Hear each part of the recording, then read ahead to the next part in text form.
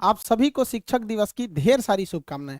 आपके, हमारे या दुनिया के कोई भी इंसान हो, उस सबके जीवन में सफलता का सबसे बड़ा अगर किसी का हाथ होता है तो वो उसके शिक्षक का होता है। हम सभी जीवन की जो सबसे पहली शिक्षक होती है वो हमारी माँ होती हैं। वो हमें ही सबसे पहले अक्षर ज्ञान वगैरह सिखाती हैं। सबके सफलताओं में शिक्षक का, अलग अलग शिक्षकों का हाथ होता है। वो नर्सरी से लेके हमें पूरे हायर एजुकेशन तक पढ़ाते हैं। आज के दिन हम अपने सभी शिक्षकों को हाथ जोड़कर नमन करते हैं, जिन्होंने हमको इतना पढ़ाया लिखाया, जो आज हमको काबिल बनाया।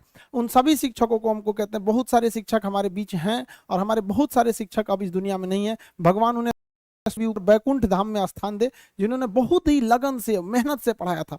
वो दौर जब हम लोगों का था तो एक शिक्षक के प्रति बड़ा एक डर रहता था। जैसे स्कूल या कॉलेज के ग्राउंड में टीचर्स को देख लेते थे, डर जाते थे लोग। बट आज के वक्त में हम देख रहे हैं धीरे धीरे इस चीज का नैतिक पतन होते जा रहा है। भारत में शिक्षकों की या शिक्षा की बहुत पुरानी परंपरा, ये हमें विश्व गुरु कहा जाता है। अब आप कहेंगे सर ये विश्व गुरु का मतलब क्या होता है, ऐसे ही भारत को विश्व गुरु क्यों कहा जाता है? तो आप एक एग्जाम्पल से समझिए।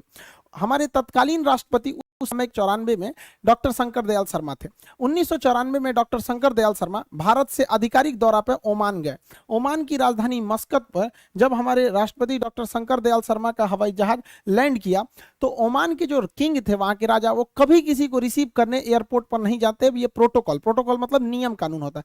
किसी देश के राष्ट्रपति वगैरह नहीं जाते जब तक कोई बहुत खास मेहमान नहीं आ जाता। और लेकिन वहां पर किंग जो है वो प्रोटोकॉल तोड़ दिए। और अमूमन अगर कोई प्रोटोकॉल तोड़ के आता भी है तो वो रिसीव करने के लिए नीचे खड़ा रहता है और राष्ट्रपति खुद उतर के आते हैं। लेकिन ओमान के राजा के, यानी ओमान के किंग के साथ ऐसा नहीं हुआ।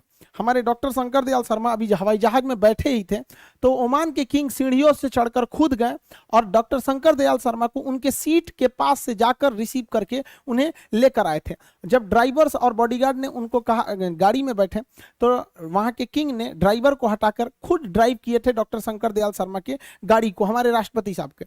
और उन्हें इतना इज्जत दिया गया था जो इससे पहले ओमान में किसी विदेशी गणमान्य को ऐसी इज्जत नहीं मिली थी। जब मीडिया वालों ने उनसे पूछा कि आखिर शंकर दयाल शर्मा में ऐसा क्या खास है जो आपने इतने सारे प्रोटोकॉल्स तोड़ दिए, आज तक किसी राजा या किसी देश के प्रधानमंत्री राष्ट्रपति को इज्जत नहीं मिली, तो ओमान के किंग ने कहा कि जब मैं स्टूडेंट था और भारत में पढ़ाई कर रहा था तो उस समय पुणे में जब उनकी पढ़ाई चल रही थी ओमान के किंग के, तो डॉक्टर शंकर दयाल शर्मा वहां पे उनके शिक्षक थे, वो वहां पे प्रोफेसर थे। तो उनका कहना था मैंने किसी राष्ट्रपति या प्रधानमंत्री को वो इज्जत नहीं दिया, बल्कि मैंने अपने गुरु को यह सम्मान दिया, उन गुरु के लिए मैंने इतने सारे प्रोटोकॉल तोड़े। इसलिए भारत को विश्व गुरु कहा जाता था।